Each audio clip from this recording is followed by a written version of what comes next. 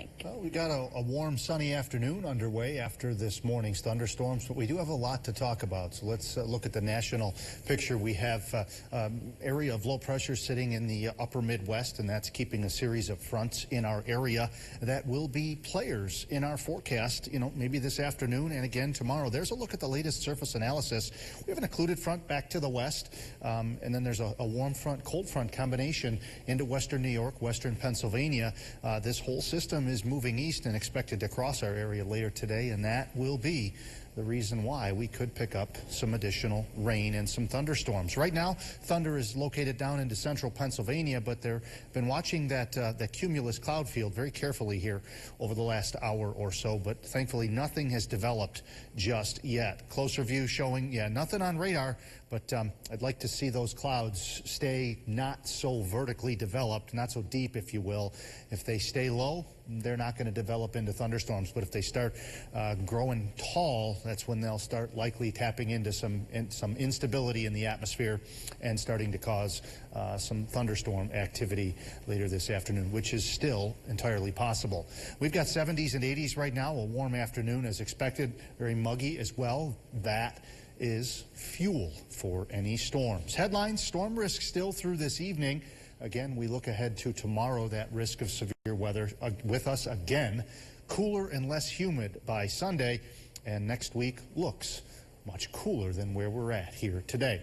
Today's severe weather outlook unchanged from yesterday. We're at a marginal risk, which is a 1 out of 5. It's the lowest risk. If anything develops, likely isolated severe storm.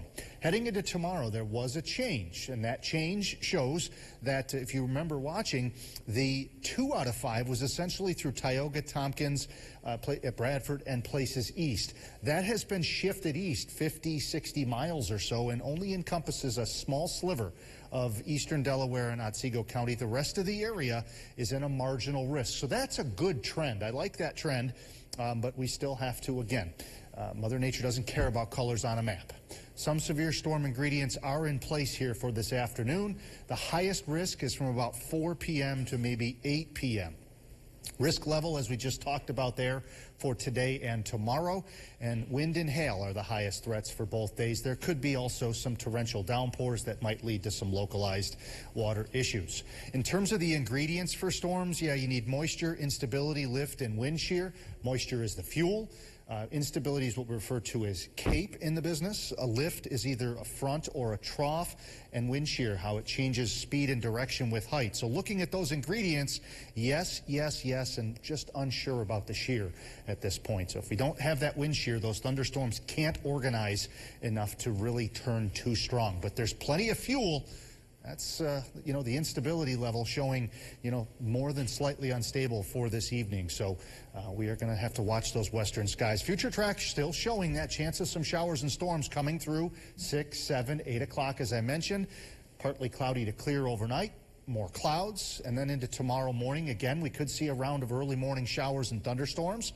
That's the warm front. Get some sunshine, warm things up, and here comes the cold front later on in the afternoon and into the early evening. So, again, overall, I've seen much more impressive severe weather setups, but with the moisture and those ingredients that I showed you there, we cannot turn our back on at least a small risk of severe this afternoon and tomorrow. Looking at a cooler forecast, though, as we head into next week.